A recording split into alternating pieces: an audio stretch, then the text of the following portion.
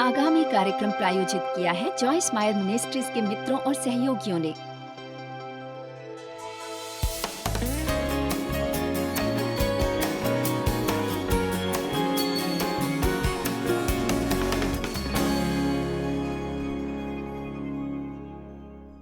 पर आत्मा, पवित्र आत्मा के फल जो कार्य उसकी उपस्थिति से पूरे होते हैं, प्रेम, आनंद, प्रसन्नता, शांति, धीरज, शांत स्वभाव, सहनशीलता, दया, कृपा, भलाई, विश्वास योग्यता, नम्रता, विनय, दीनता और आत्म संयम है। तो आप क्या सोचते हैं मैं आज क्या सिखाने वाली हूं? आत्म संयम। हमें आत्म संयम के बारे में लगता है कि हम वो चीज कभी नहीं कर सकेंगे जो हम करना चाहते हैं। कृपया इसे अभी समझ लीजिए। जब मैं आत्म संयम के बारे में कहती हूं तो इसका मतलब ये नहीं कि आप कभी मीठा नहीं खा सकते, आप कभी वो नहीं कर सकते जो आप करना चाहते हैं, या आप कभी वो हंसी मजाक नहीं कर सकते। लेकिन ऐसा भी नहीं है कि आप अपने जीवन में हर दिन जो चाहे वो खाएं, जो चाहे वो खरीदे, जो चाहे वो सोचे, जो कहना चाहे वो कहें और एक सफल जीवन की अपेक्षा करें। आत्म संयम संतुलन के बारे में है और 1 पत्रस 5 में बाइबल कहती है, हर समय सचेत रहो, संयमी शांत मन के और जागते रहो, क्योंकि तुम्हारा विरोधी शैतान गरजने वाले सिंह की नाई इस खोज में रहता है कि किसको फाड़ खाए। लेकिन यदि आप एक संतुलित व्यक्ति हैं तो शैतान आपका नाश नहीं कर पाएगा। आमीन। पर हम अनुशासन और आत्म संयम के बिना संतुलित नहीं रह सकते। 2 कुरिन्थियों 5:14 कहता है, क्योंकि मसीही का प्रेम हमें विवश करता है या बाध्य करता है। इसलिए यीशु ने यूहन्ना 14:15 में कहा, यदि तुम सच में मुझसे प्रेम करते हो तो मेरी आज्ञाओं को मानोगे। अब उन्होंने ये नहीं कहा कि यदि तुम मेरी आज्ञाओं को मानोगे तो मैं तुमसे प्रेम करूंगा। परमेश्वर आपसे पहले से उतना ही प्रेम करते हैं। हम उनका प्रेम अपनी सत्यनिष्ठा से नहीं खरीदते। लेकिन वो कहते हैं, यदि तुम मुझसे प्रेम करते हो तो मेरी आज्ञाओं को भी मानोगे। और हम जिस हद तक उनसे प्रेम करते हैं उस हद तक हम उनकी आज्ञाओं को मानेंगे। मैंने कभी आपसे उस बारे में कहा होगा जब मैं सिगरेट पिया करती थी, क्योंकि जब मैं 9 साल की बच्ची थी तब से मैंने सिगरेट पीना शुरू किया था। मैं अपने पड़ोस के सभी किशोरों के साथ मिलती जुलती थी, वे कभी सिगरेट पीते थे, इसलिए मैंने भी शुरू की। और इसे छोड़ना मेरे लिए सच में कठिन था। जब मैं सच्ची और गंभीर मसीह बन गई और परमेश्वर ने मुझे सेवकाई के लिए बुलाया था, परमेश्वर मुझे इस बारे में कहने लगे, क्योंकि ये एक अच्छी गवाही नहीं थी, ये एक अच्छी साक्षी भी नहीं थी। अब मैं सिगरेट पीने वालों पर दोष लगाने की कोशिश नहीं कर रही हूं। सच कहा जाए तो परमेश्वर शायद बुराई करने वालों से सबसे ज्यादा नफरत करते हैं, लेकिन ये अब भी आपके लिए अच्छी बात नहीं है और हमें कुछ चीजों को करने से मना करना चाहिए, क्योंकि लोग हमें अलग नजर से देखते हैं। इसलिए हमें लोगों को नाराज नहीं करना चाहिए। आमीन। खास करके उस स्थिति में जब परमेश्वर मुझे बुला रहे थे, मुझे सच में उसे छोड़ना था और ये मेरे लिए सच में मुश्किल था। और मैं लगभग 1 साल तक इसके साथ संघर्ष करती रही। मैं इसके साथ सच में जूझती रही और मैं अंत में ऐसे मुकाम पर पहुंच गई जहां इसे छोड़ने के बाद भी मैं इसे नहीं छोड़ पाई थी, क्योंकि मैं सिगरेट पीना चाहती थी। बस मैं इसे पीना चाहती थी, मुझे पीना था, पीना चाहती थी। ये मुझे पसंद थी, क्या आप समझे? मैं इसे चाहती थी। जब ये मेरे पास नहीं रहती थी मैं याद करती थी, मुझे परेशानी हुई। ऐसा लगा कि इससे मेरी भूख बढ़ जाएगी। मेरे पास सारे बहाने थे, लेकिन मेरे पास इसे छोड़ने का एक ही कारण था, क्योंकि मैं सिगरेट से भी ज्यादा यीशु से प्रेम करने लगी थी। इसीलिए आपको पता है, ये किसी की बुराई करने के लिए नहीं है। आप इसे हजारों विभिन्न क्षेत्रों पर लागू कर सकते हैं, लेकिन मेरा मुद्दा यह है कि चाहे आपने उस चीज को छोड़ने का निर्णय कर भी लिया है जिसे आप जानते हैं कि यह आपके लिए अच्छा नहीं है, तो इसका मतलब ये नहीं कि आप इसे दोबारा नहीं करना चाहेंगे। लेकिन यीशु ने कहा है कि यदि तुम मुझसे प्रेम करते हो, यदि तुम मुझसे प्रेम करते हो तो मेरी आज्ञाओं को भी मानोगे। तो परमेश्वर चाहे आपके किसी भी क्षेत्र में कार्य कर रहे हो, शायद उन चीजों के साथ आंतरिक युद्ध में, तो अपनी परेशानी पर विजय पाने का कठिन प्रयास करने के बजाय आपको यीशु से गहरा प्रेम करना होगा और आपको अपना अगला साल सिर्फ यीशु के प्रेम में और उनकी उपस्थिति में डूबते हुए गुजारना होगा। मैं यकीन से कहती हूँ कि साल के अंत तक आप यीशु के प्रेम में इतने डूब जाएंगे कि आप कहेंगे, तुम्हें पता है मैं ऐसा कुछ नहीं करूंगा जिससे वे नाराज हों। आज पत्नियों के लिए एक छोटा सा उपहार है। इफिसियों 5। कुछ ही मिनटों में आपके पति खुश हो जाएंगे, मैं इसे कहना चाहती हूं, क्योंकि ये मेरे लिए बहुत कठिन था यीशु के साथ प्रेम करने की अपनी छोटी सी यात्रा में। मैंने इफिसियों 5:22 पाया, हे पत्नियों अपने पति के ऐसे अधीन रहो, आज्ञाकारी बनो और सामंजस्य स्थापित करो, जैसे ये प्रभु की सेवा। खुद को अपने पति के अधीन करो, जैसे ये प्रभु की सेवा। चलो भी चलिए भी यीशु।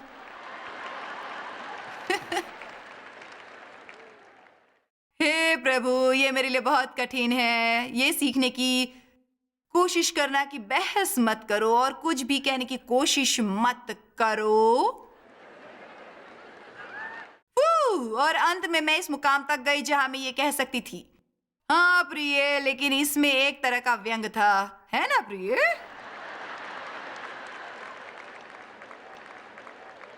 और आपको पता है, अंत में परमेश्वर ने मुझसे कहा, उन्होंने कहा कि तुम्हें पता है वास्तविक अधीनता एक अभिनय नहीं है, ये दिल का एक स्वभाव है।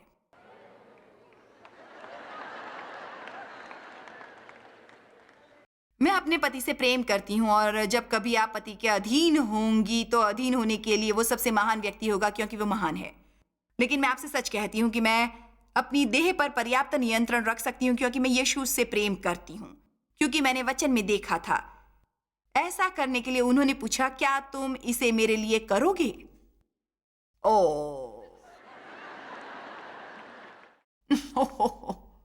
क्या ये अच्छा नहीं है? यही तो वो कह रहे हैं कि इसे प्रभु की सेवा में करो, जैसे कि वो पूछ रहे हो, जॉयस क्या तुम ये करोगी? आमीन। और कुछ चीजें उन सब के लिए जो मुझे टीवी पर देख रहे हैं कि परमेश्वर आपके बारे में कार्य कर रहे हैं, और मैं चाहूंगी कि आज आप सुन ले वो जो कह रहे हैं कि तुम ये मेरे लिए करोगे। क्या तुम इसे मेरे लिए करोगे? ये हमें दूसरे स्तर पर पहुंचा देगा, है ना? बिल्कुल भी। हाँ, क्या आप उन लोगों को क्षमा करेंगे जो उनके बारे में बुरा बोलना बंद करेंगे, जिन्होंने आपका दिल दुखाया है? क्या आप ये करेंगे? क्यों? इसलिए क्योंकि उन्होंने आपसे कहा है। मुझे नहीं लगता कि परमेश्वर की आज्ञा मानने के लिए हमारे पास 50 कारण होने चाहिए। हमें पर्याप्त रूप से प्रभु से प्रेम करना होगा ताकि हम खुद को बाध्य कर सके, क्योंकि परमेश्वर का प्रेम हमें विवश करता है। सच में आज सुबह मैंने ऐसा कहने के लिए नहीं सोचा था, लेकिन मुझे ऐसा लगा कि परमेश्वर आपसे इस वचन के बारे में थोड़ा बात करना चाहते हैं, क्योंकि अय्यूब ने कहा था कि मैं तेरे वचन से इतना भर गया हूं कि मुझे लगता है कि मैं फट जाऊंगा, लेकिन मेरे अंदर की आत्मा ने मुझे विवश कर दिया। ये मुझे अच्छा लगा। कभी कभी मैं किसी से ये नहीं कहना चाहती हूं, ऐसा क्यों है? चलो भी, आप इतना भक्तिमय नहीं हो पाएंगे कि आप उससे उभर न पाएं। आप हर परीक्षाओं से छुटकारा नहीं पा सकते। परीक्षाएं तो आती हैं, लेकिन बाइबल कहती है प्रार्थना करो कि तुम परीक्षा में मत पड़ो। ये ऐसा कभी नहीं कहती कि प्रार्थना करो कि तुम पर परीक्षा कभी ना आए, बल्कि ये कहती है कि तुम परीक्षा में मत पड़ो। जब आप परीक्षा में पड़ेंगे तभी तो हमारा आत्मा स्वयं बाहर आएगा, और तभी हम कहेंगे कि नहीं, मैं ऐसा नहीं करूंगा। और आप जितनी जल्दी सही निर्णय लेंगे उतना ही आपको इसे करना आसान होगा। मैं अभी लोगों को बताना चाहती हूं, पर फर्क इतना ही है कि अब मैं इसे नहीं बताती। नीति वचन अध्याय 6 वचन 2 और नीति वचन भरा हुआ है मुंह से संबंधित वचनों से। मैं उन वचनों को पढ़ती हूँ नीति वचन में, या हर कहीं जो मुंह से संबंधित है, और या यहाँ मार्जिन में म लिखती हूँ और इसमें ऊपर एक गोला बनाती हूँ। तो मेरा एक दिन मुंह से संबंधित होता है, क्योंकि इस महीने आपके लिए मौका है। आप में से कुछ लोग ज्यादा बातों नहीं होते हैं, और यदि आप बात भी ना करें तो आप इसे एक बहाने से कहते हैं। खैर, आप तो जानते हैं ये महीना है मेरे लिए, इसलिए जब मुझे मुंह से संबंधित बातें सीखनी होती है तो मैं यहाँ मार्जिन्स पर आ पहुंचती हूँ, मुंह मुंह मुंह मुंह मुंह मुंह मुंह लिखती हूँ। इसलिए नीति वचन 6:2, तो तू अपने ही मुंह के वचनों से फंसा और अपने ही मुंह की बातों से पकड़ा गया। आप में से कितने लोग जानते हैं कि किसी और चीज की बजाय आपका मुंह आपको ज्यादा परेशानी में डाल देता है? यहीं पर आपको आत्मसंयम रखना है। आप जैसा चाहे वैसा कह सकते हैं, दोस्ती रख सकते हैं, आप जो चाहे वैसा हमेशा नौकरी में नहीं बने रह सकते। नीति वचन 6:8, दाऊद ने बहुत पहले से कह दिया था कि वे क्या करेंगे। उन्होंने कहा था, सुनो, क्योंकि मैं उत्तम और श्रेष्ठ बातें कहूंगी और जब मुंह खोलूंगी तब उससे सीधी बात निकलेगी, क्योंकि मुझसे सच्चाई की बातों का वर्णन होगा और दुराचार मेरे होठों के लिए घिनौनी और निंदनीय है। मेरे मुंह से वही बातें निकलेंगी जो धर्म की, सीधी और परमेश्वर की दृष्टि में सही होती हैं। उनमें से कोई भी बात टेढ़ी या उलट फेर नहीं होती। मैं इन बातों की घोषणा करती हूं हर दिन ये कहते हुए, ओ प्रभु, मैं प्रार्थना करती हूँ कि मेरे मुंह के शब्दों और मेरे मन के सोचे गए विचार आपकी दृष्टि में स्वीकार योग्य हो। परमेश्वर, मेरे मुंह की निगरानी कीजिए, मेरी जीभ आपके विरुद्ध पाप न करें। मेरे मुंह से निकले शब्दों में जीवन और मृत्यु का सामर्थ्य हो। मुझे उनके साथ सहमत होना पड़ेगा, क्योंकि मैं उन्हें खाऊंगी। बाइबल यही कहती है। तुम अपने खुद के शब्दों को खाते हो। वचन 13 कहता है, उलट फेर की बातों से परमेश्वर घृणा करते हैं। नीति वचन 10:19, जहां बहुत बातें होती हैं वहां अपराध भी होता है, परंतु जो अपने मुंह को बंद रखता है वो बुद्धि से काम करता है। दूसरे शब्दों में, इसे बंद रखिए। नीति वचन 18:20-21, समय बचाने के लिए मैं इन सब चीजों को टाल रही हूं। मनुष्य का पेट मुंह की बातों के फल से भरता है और बोलने से जो कुछ प्राप्त होता है उससे वे तृप्त होता है, चाहे यह अच्छा हो या बुरा। जीभ के वश में मृत्यु और जीवन दोनों होते हैं, और जो उसे काम में लाना जानता है वह उसका फल मृत्यु और जीवन के लिए भोगेगा। आज मैं आपके मुंह और आपके मन के अलावा किसी और क्षेत्र के बारे में सोच भी नहीं सकती जो कि आपके लिए नियंत्रण से महत्वपूर्ण है। मन, मुंह और भावनाएं, ये 3 सबसे महत्वपूर्ण क्षेत्र हो सकते हैं। मन, मुंह और भावनाएं। मैं आपके मुंह से संबंधित 4 बातों को बताना चाहूंगी। पहली बात, आप अपने और अपने भविष्य के बारे में जो बोलते हैं वे सबसे महत्वपूर्ण हो सकता है।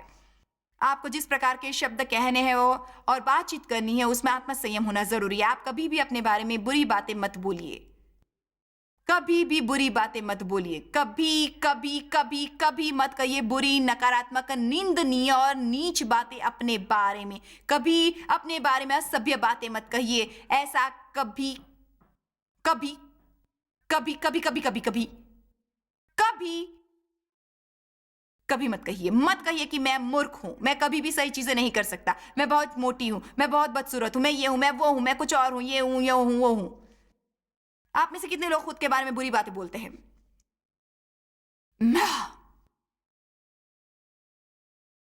मैं जानती हूं ऐसा हो सकता है।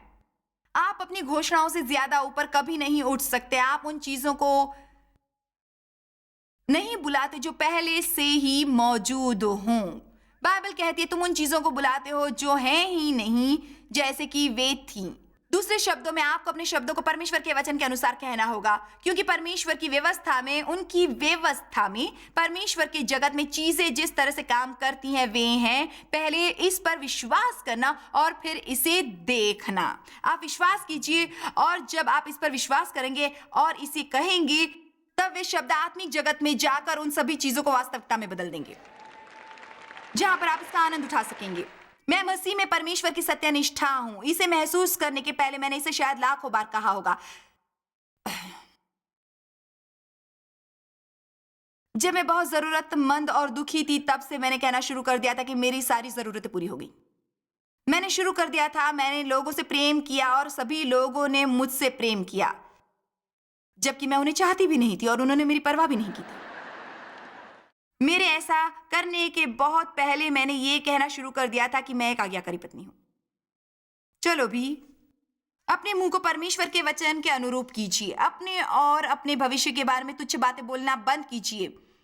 मैं आपसे कुछ कहना चाहती हूँ। यदि आपने 500 मील की यात्रा की है और आप में से जिन्होंने हाथ ऊपर करके ये माना कि आपने अपने बारे में बुरी बातें कही हैं, पर जब आप एक छोटा सा बदलाव लाएंगे तब आप इस फल से इतना खुश हो जाएंगे जो आपने कभी सोचा भी नहीं होगा कि आप एक ऐसा फल पा सकते हैं। बस इतना ही। आप बेहतर महसूस करेंगे, आप ज्यादा खुश होंगे। आप कौन होते हैं उसका निरादर करने वाले जिसे परमेश्वर ने बनाया है। आमीन। और मुझे उन सब के बारे में पता है। आप जानते हैं कि मुझे अपनी चीजें पसंद नहीं थी, मुझे अपनी आवाज पसंद नहीं थी। आप जानते हैं ये या कुछ और। पर आप शांत बने रहिए। मुझे अपनी आवाज के साथ समझौता करना पड़ा। जब मैं किसी से फोन पर बात करती थी तो वो मुझे यस सर कहते थे। मैं जिस होटल में रुकती थी मुझे कॉल करके नाश्ता मंगाना अच्छा नहीं लगता था क्योंकि मुझे वो श्रीमान मेयर कहते थे। पिछले कई सालों में ऐसा हुआ।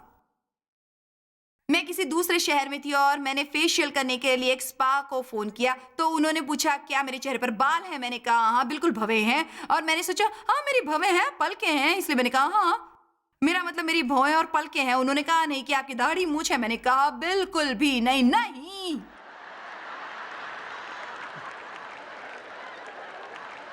नहीं, मैं एक महिला हूं।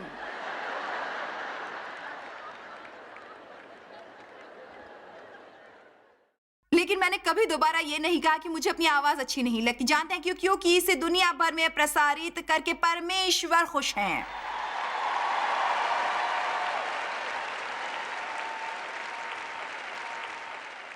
आप में ऐसी क्या बात है जो आपको अच्छी नहीं लगती? इससे बाहर आइए और इस पर विजय पाइए। यदि आप इसके बारे में कुछ कर सकते हैं तो कीजिए।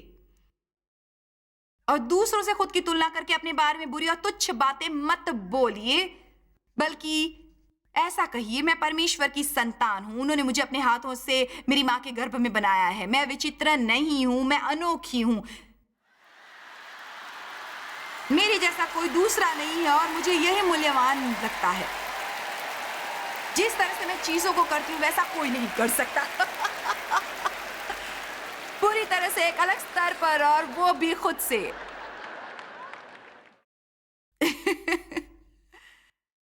दूसरी बात जो मैं आज आपको बताना चाहती हूँ वो है आप परमेश्वर के बारे में क्या बोलते हैं। मलाकी में सबसे सुंदर वचन है। ये कहता है कि जो परमेश्वर का भय रखते हैं वे अक्सर उसके नाम की महिमा करते हैं और वे उनकी बातचीत को अपनी यादों की पुस्तक में दर्ज करते हैं। माय गुडनेस, आप परमेश्वर के बारे में क्या बोलते हैं? आपको कहना चाहिए परमेश्वर विश्वास योग्य है, परमेश्वर मेरे लिए बहुत भले हैं, परमेश्वर मेरे जीवन में एक के बाद एक चीजें कभी नहीं करती, उन्होंने वो पहले से कर दी हैं, बहुत बहुत बहुत पहले। हम में बुरी प्रवृत्ति कैसे आ सकती है यदि परमेश्वर वो न करे जो हम उनसे करवाना चाहते हैं, जबकि वे चाहते हैं कि उन्हें हम ही करें। चलो भी, यदि हमें कभी कुछ और नहीं भी मिला तब भी हम नरक में नहीं जाने वाले। हालेलुया।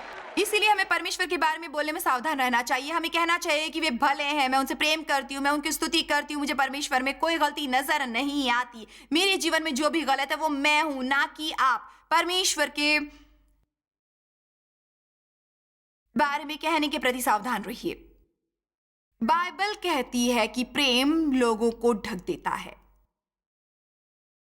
मैं आपसे एक प्रश्न पूछना चाहती हूं, क्या आप लोगों की गलतियों को प्रकट करते हैं या जो आप जानते हैं उन्हें ढकना पसंद करते हैं? तुमको नहीं पता कि मेरी और जेन ने क्या किया।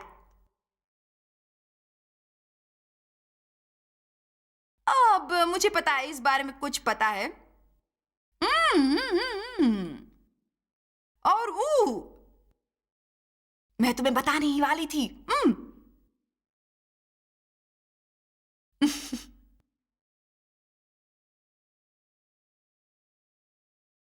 मुझे एक बात पता है, लेकिन मैंने इसे किसी को कभी नहीं बताया क्योंकि मैं आत्मसंयमी हूं। और मुझे पता है कि यदि मैं इसे बता दूंगी तो मैं परमेश्वर को अच्छा महसूस नहीं करवाऊंगी, लेकिन ये वैसा नहीं है। पर अब ये समय है उन चीजों से निपटने का, लेकिन ये वैसा नहीं है। शायद ये कुछ ऐसा था जिसे मैंने खुद ही किया हो मेरे जीवन में किसी समय। बस हम आपको बताना ही चाहते थे। इसे कहो, इसे कहो। उत्पत्ति 9 में नूह और उसके परिवार के नाव से उतरने के बाद उन्होंने किसानी की और दाख उगी, उसने शराब पी। बाइबल कहती है कि वो तंबू में नंगा हो गया। ये उत्पत्ति 9 में है, आप थोड़ी देर बाद इसे खुद ही पढ़ सकते हैं। उत्पत्ति 9, उसका एक बेटा अंदर आया और उसने देखा, बाहर दौड़ा और दूसरे भाइयों को बताया।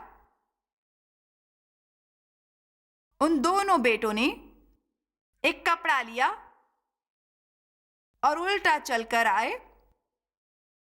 और अपने पिता के नंगेपन को ढक दिया। जिस बेटे ने अपने पिता के बारे में बताया वो श्राप में जिया,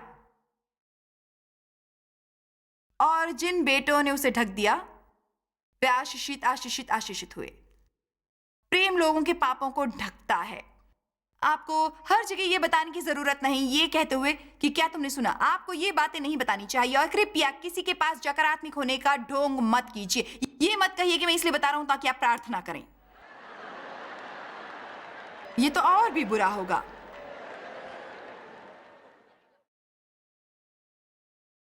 सावधान रहिए लोगों के बारे में बात करने से,